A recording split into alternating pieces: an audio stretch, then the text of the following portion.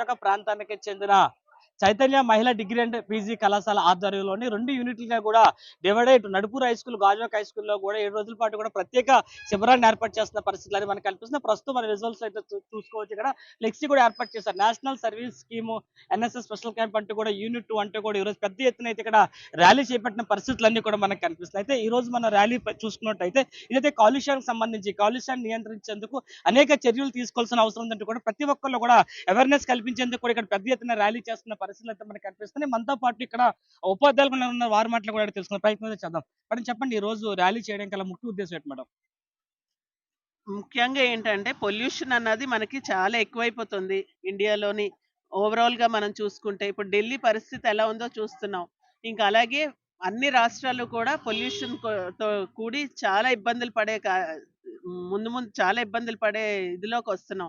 So, ఇవన్నీ కూడా మనం వీలైనంత వరకు తగ్గించుకుంటే ఎస్పెషల్లీ ఏంటంటే ప్లాస్టిక్‌ని వాడకం తగ్గించుకొని, అదే కాకుండా ఆహ్, ఏవైతే ఇండస్ట్రీస్ ఉన్నాయో వాళ్ళు ఏవైతే ట్రీట్మెంట్ ప్లాంట్స్ లేకపోతే పొల్యూషన్ కంట్రోల్ ఇరాడికేషన్ చేయడానికి కావాల్సిన ఏవైతే కార్యక్రమాలు చేయాలో అవన్నీ కూడా చేస్తే దానివల్ల కొంతవరకు మనం పొల్యూషన్‌ని కంట్రోల్ చేయొచ్చు. ఇప్పుడు వస్తున్న డిజాస్టర్స్ చూస్తున్నాం. ఎన్నో డిజాస్టర్స్ వస్తున్నాయి. ఇంతకు ముందు అసలు తుఫాన్లంటే భయపడేవాళ్ళం కాదు. ఇప్పుడు తుఫాన్ వస్తుందంటేనే చాలా భయమేస్తుంది. ఎన్నో రాష్ట్రాలు మునిగిపోతున్నాయి. అందరూ చాలా ఇబ్బందులు పడుతున్నారు. ఇవన్నీ మనం చేసుకున్న ఆహ్, ప్రో ప్రోద్బలమే ఇదంతా కూడా. మనం చేసుకున్నదే. దాని నుంచి మనం వీలైనంత వరకు బయటపడాలి అంటే మనమే మళ్ళీ పూర్వం ఎలా అయితే ఉండేవాళ్ళమో అలాగా ప్లాస్టిక్‌ని ఎరాడికేట్ చేసి వీలైనంత వరకు స్టీల్‌ని లేకపోతే కాపర్‌ని, ఇత్తడి ఇలాంటివి అన్ని యుటిలైజ్ చేసుకుంటూ ముందు ముందు ఇలాంటి రాకుండా మనం ప్రొటెక్ట్ చేసుకోవాలి. అది నా ఉద్దేశం.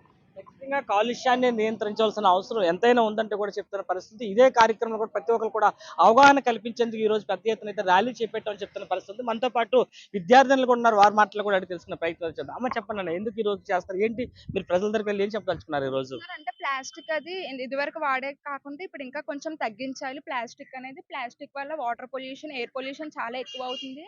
ఇప్పుడు ప్లాస్టిక్ అవాయిడ్ చేసి ఇప్పుడు అందరూ క్లాత్ బ్యాగ్స్ గానీ ఇంకా ఏమైనా వాడాలని కోరుకుంటున్నాము. అంటే ప్లాస్టిక్ వల్ల చాలా అంటే తినేటప్పుడు ప్లాస్టిక్ కవర్స్‌లో అది చాలా ప్రాబ్లమ్ అవుతుంది.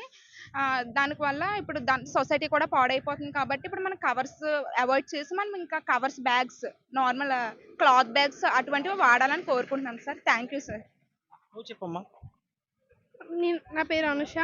మేము ప్లాస్టిక్ పొల్యూషన్‌ని రెడ్యూస్ చేయడానికి వచ్చాము. ఇక్కడ నౌడేస్ చాలా ఎక్కువ ప్లాస్టిక్ యూజ్ చేస్తున్నారు. లైక్ జంక్ ఫుడ్‌లో ఈ ప్లాస్టిక్, వాటర్ బాటిల్‌లో ప్లాస్టిక్, అన్నిట్లో ప్లాస్టిక్ యూజ్ చేయడం వల్ల ఎక్కువ యానిమల్స్ ఎఫెక్ట్ అవుతున్నాయి హ్యూమన్స్ కన్నా. సో, అవి అవి కన్జ్యూమ్ చేసుకోవడం వల్ల యానిమల్స్ చాలా ఎక్కువ మెడికల్ హెల్త్ ఇష్యూస్ అవుతున్నాయి యానిమల్స్‌కి. వాళ్ళకి తెలీదు ఏం తినాలి, ఏం తినకూడదు యానిమల్స్ ఇటి. అవి కన్జ్యూమ్ చేసుకోవడం వల్ల చాలా ప్రాబ్లమ్స్ అవుతున్నాయి వాళ్ళకి. సో, మనం ప్లాస్టిక్‌ని ప్రివెంట్ చేస్తే we can save our earth by preventing animals and everything. ఖచ్చితంగా కూడా కాలుష్యాన్ని నియంత్రించాల్సిన అవసరం ఎంతైనా ఉందని చెప్తా. అటు మనుషులతో పాటు జంతువులు కూడా అనేక ఇబ్బందులు పడుతున్న పరిస్థితి ఉంది. ఈ కారణం కూడా ప్రతి ఒక్కరు కూడా అవగాహన కల్పించేందుకు ఈ రోజు ఎన్ఎస్ఎస్ స్పెషల్ క్యాంప్ ఆధ్వర్యంలోని చైతన్య మహిళా డిగ్రీ అండ్ పీజీ కళాశాల ఆధ్వర్యంలో అయితే ఈ రోజు 7 రోజుల క్యాంపులో భాగంగా 3వ రోజు ఈ రోజు ప్రత్యేక ర్యాలీని చేపట్టమంటూ కూడా ఇక్కడ విద్యార్థులు చెప్తున్న పరిస్థితులు ప్రస్తుతం మనకు విశాఖలో కనిపిస్తున్నాయి. Over to studio.